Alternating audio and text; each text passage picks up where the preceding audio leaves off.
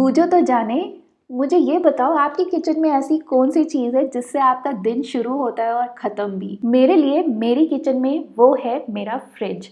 Fridge से ही मेरा दिन शुरू होता है और यार ख़त्म भी होता है। आप बताओ, आपका क्या हाल है? क्या क्या ही हम इसमें स्टोर नहीं करते हैं। ये एक्चुअली ना हमारी किचन की लाइफलाइन है, जहाँ हम अपना काम आसान करने के लिए मील प्रिपरेशंस करके इसमें स्टोर कर देते हैं। वहीं दूसरी ओर ये एक बहुत बड़ा स्टोरेज ऑप्शन भी है हमारे लिए। सिर्फ मील प्रिपरेशन ही नहीं, इसमें हम दूध, आटा, पानी, जूसेस, नट्स और पता नहीं कितनी ही टाइप की दालें और मसाले भी स्टोर करके रखते हैं। है ना आपके साथ भी सेम सीन? आपसे ना एक राज की बात बताती हूँ। मैं अपना फ्रिज 6 महीने में एक बार ही डीप क्लीन करती हूँ। हैरान हो गए ना? अब वो कैसे है, वो राज सारे मैं आपके साथ इस वीडियो में आगे शेयर करती हूँ। नमस्कार दोस्तों, मैं रति स्वागत करती हूँ आपका होम ट्रिक चैनल में, जहाँ हम बात करते हैं घर और किचन से रिलेटेड कुछ ऐसे टिप्स एंड ट्रिक्स की, होम हैक्स की, जो हमारा रोजमर्रा का काम आसान करते हैं। ये केचप की बॉटल देख के हैरान मत होना, एक्चुअली इसमें ऑयल है। जब मैं ट्रिप पे गई थी तो मैं कैंपिंग के लिए इसी में ऑयल स्टोर करके लेके गई थी। बिल्कुल भी लीकेज नहीं हुई है। तो जो मेरी ट्रिप की आगे ट्रैवल वीडियोस है ना, वो सारी ट्रैवल चैनल पे आ रही है, जाके देखो, मजा आ जाएगा आपको। नाश्ता बनाने के साथ साथ हाथों हाथ ही मैंने ऊपर से सफाई भी कर दी है, पोंछा पांछी कर दी है, कि बाद में ये काम मेरे को ना करना पड़े, क्योंकि बाद में अनपैकिंग का काम बहुत सारा है। तो आज आपके साथ शेयर करती हूँ 10 अमेजिंग फ्रिज ऑर्गेनाइजेशन आइडियाज, जो कि हैं स्मॉल फ्रिज ऑर्गेनाइजेशन पे।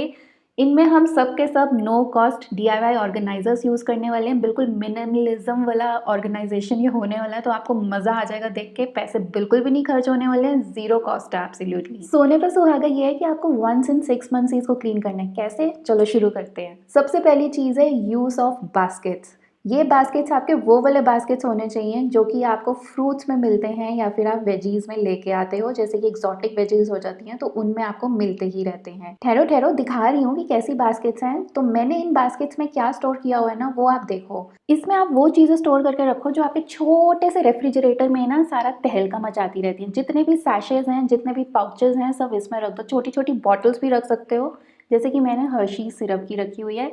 इसके ऊपर मैं साथ में कुछ और भी पाउचेस रख देती हूँ। हर्शीज सिरप मेरा ज़्यादा यूज़ नहीं होता है। साथ में मैं इस तरीके के बॉक्सेस यूज़ करती हूँ। ये मिठाई के बॉक्सेस हैं जो कि मैं यूज़ करती हूँ। और इस तरीके के जो फूड पैकिंग वाले बॉक्सेस होते हैं ना, उनमें आप अपनी सब्जियाँ स्टोर करके रख सकते हो। अच्छे से चलती हैं। नीचे बस एक टिश्यू लगाने की देरी है, बाकी ये बहुत अच्छे से चलती हैं। इनमें सब्जियां बिल्कुल भी ड्राई नहीं होती हैं। मैंने अपने छोटे से रेफ्रिजरेटर में कैसे ऑर्गेनाइज किया है वो आगे बताती हूँ। तो पहले सब्जियों की बात हो रही है, तो सब्जियों का स्टोरेज ही देख लेते हैं, किस तरीके से फ्री का स्टोरेज करना है। इस तरीके के डब्बे भी हमें मिलते रहते हैं, मिठाइयों में मिलते हैं या फिर कुछ चीज़ों में आते ही रहते हैं। अब जैसे कि मेरे पास ये नींबुओं का नया बैच था, लेमन्स का, जो कि अभी तक यूज़ नहीं हुआ है, तो उसको मैंने इनकी नेट के साथ ही अंदर डाल दिया है।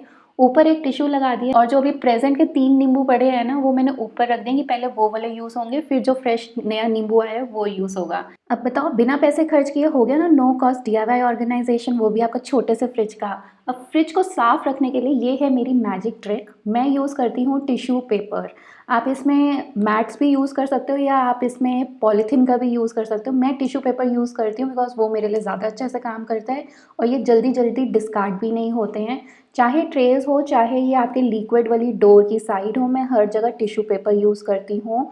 तो सबसे पहले ये चीज़ है, आप अपने फ्रिज को किस तरीके से फूल प्रूफ कर रहे हैं स्पिलेज के लिए। कोई भी स्पिलेज होती है ना, तो सबसे पहले ये टिश्यू पेपर अब्जॉर्ब कर लेता है। आपकी ट्रेज नीचे से साफ़ नहीं होती हैं, स्क्रैचेस नहीं पड़ते हैं, पानी अब्जॉर्ब कर लेता है। इवन कोई बैड स्मेल भी हो तो वो भी पेपर अब्जॉर्ब कर लेता है। तो आ जाते हैं अपनी थर्ड ऑर्गेनाइजेशन टिप पे, जहाँ पे हमें पेपर बैग यूज़ करने हैं। पेपर बैग के मैंने आपको अनगिनत यूजेस बताए हैं। फ्रिज ऑर्गेनाइजेशन में भी यूज़ कर सकते हो अपनी वेजिटेबल्स स्टोर करने के लिए। पेपर्स एक ऐसी चीज़ है जो कि आपके फ्रिज में से बैड ऑर्डर भी जो है ना, स्मेल होगी, वो भी अब्जॉर्ब कर लेता है, तो आपका फ्रिज फ्रेश फील करता है। इस तरीके से ये टिश्यू रोल का पेपर बैग था, जिसको मैंने हाफ कट करके इसको एडजस्टेबल हाइट का कर दिया है। फ्रूट बास्केट कम वेजिटेबल बास्केट जो है उसमें एडजस्ट कर सकती हूँ, क्योंकि ये अपनी वैसे जो नॉर्मल लेंथ में है नहीं आ सकता। मेरा छोटा फ्रिज है तो मुझे उस अकॉर्डिंग एडजस्टमेंट्स करनी पड़ती हैं। मोर ओवर जो अब मैं अपनी ग्रॉसरी प्लानिंग करती हूँ वो 3 डेज़ की करती हूँ। जो मेरी फ्रेश प्रोड्यूस आनी होती है 3 डेज़ की आती है, 3 डेज़ से ज़्यादा की नहीं आती, बिकॉज मैंने नोट किया है कि मेरी वो वेस्टेज ज़्यादा होती है अदरवाइज।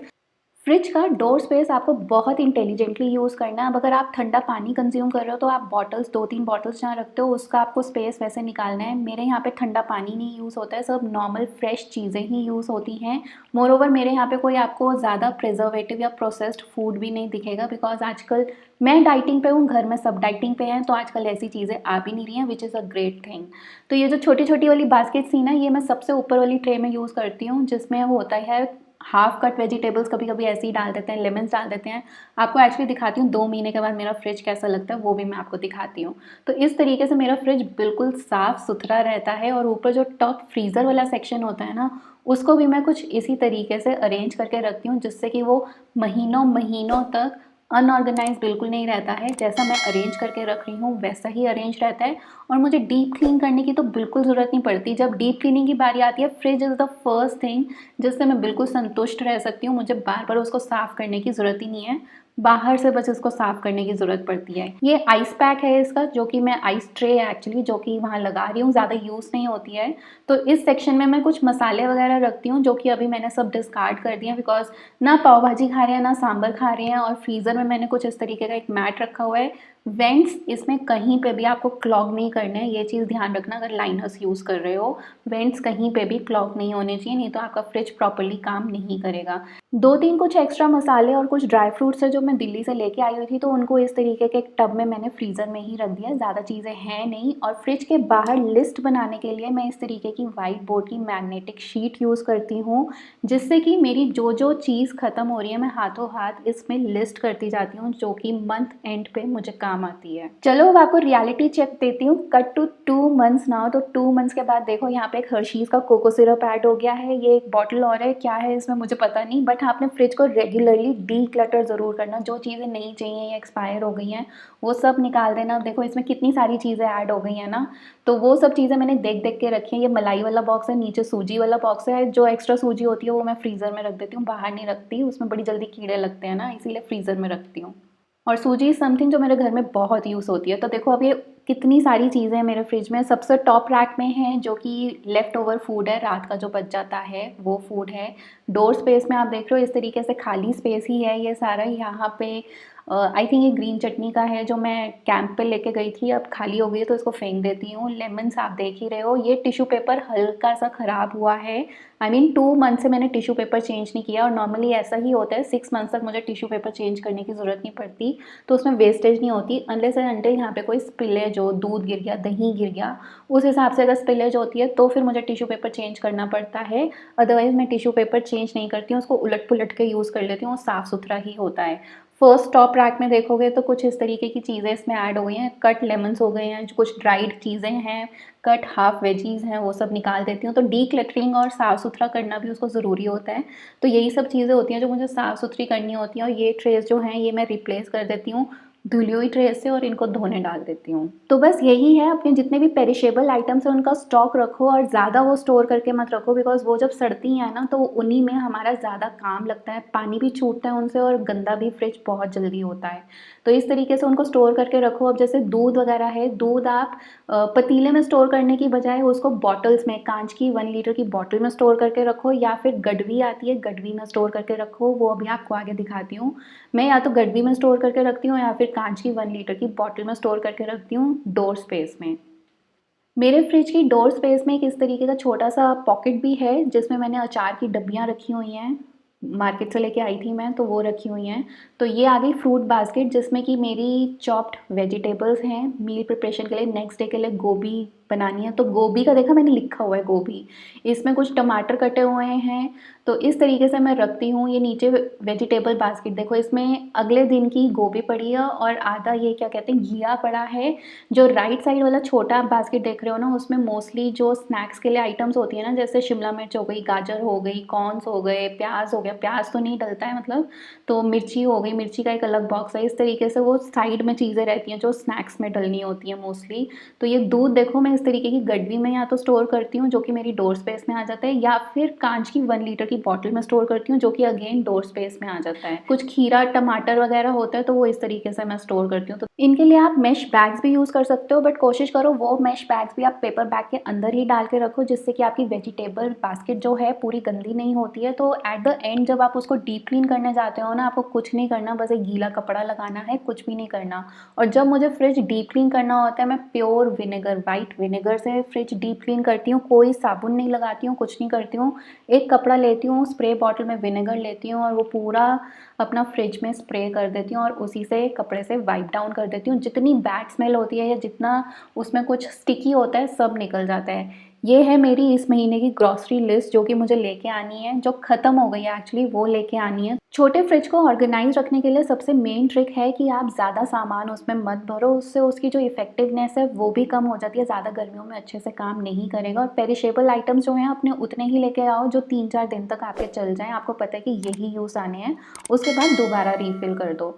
फ्रिज की साइड मैंने कुछ ये वाली फ्रंट साइड है जो कि मैं इस तरीके से यूज़ करती हूँ। फ्रंट साइड एज इन जो कि एकदम आपके मुंह पे सबसे पहले सामने आएगी। ये मेरा एक DIY है, इसका शॉर्ट लिंक आपको डिस्क्रिप्शन बॉक्स में मिल जाएगा। इवन अगर कोई परचेज लिंक्स भी हैं वो भी आपको डिस्क्रिप्शन बॉक्स में मिल जाएंगे। फ्रंट साइड पे फ्रिज की मैंने सिर्फ यही लगाया हुआ है, नीचे एक ये 3 स्टैंड वाला प्लांटर है, इसका भी आपको लिंक मिल जाएगा। ये मैंने प्रोपगेट किया था स्नेक प्लांट कोका कोला की बॉटल में। कितना बड़ा हो गया है भाई, मेरे को यकीन नहीं हुआ ये इतना बड़ा हो गया। ये एक ड्वार्फ वाला स्टैचू है जो मैंने लगाया हुआ है, आउल प्लांटर है। और ये मेरा फिडल लीफ नहीं, जीजी प्लांट है जो कि बेचारा पूरा ख़त्म हो गया। जब मैं दिल्ली गई थी तो मैंने इसकी सारी स्टेम्स काट दी, बट इसकी रूट अच्छी है तो ये देखो न्यू इसमें शूट आ रही है। तो होपफुली कुछ टाइम में ये पूरा फिर से फुली ग्रोन हो जाएगा और अपनी फुल ग्लोरी में दोबारा आ जाएगा। तो रूट अच्छी है तो ये दोबारा से बाउंस बैक हो जाएगा। फ्रिज के सामने साइड में आते हैं तो बस एक यही शीट लगी हुई है जिसमें मेरी ग्रॉसरी की लिस्ट होती है, बाकी मेरे फ्रिज पे और कुछ भी नहीं लगा हुआ है। दूसरी साइड पे जो अंदर की साइड है वहाँ पे मैंने इस तरीके के ऑर्गेनाइजर्स यूज़ किए हुए हैं। इनका लिंक आपको देती हूँ। अगर आपका छोटा फ्रिज है और छोटी किचन है ना, this is the best organiser that you can use in your kitchen and maximise the space. Fridge के ऊपर ये मेरा DIY है। आपने मेरी लास्ट किचन मेकओवर वीडियो में देखा होगा, ये DIY वो पुराने वुडन स्पैचुला से बना हुआ है। कैसे बनाया वो आपको उस वाली वीडियो में मिल जाएगा, आई बटन में लिंक चेक करना।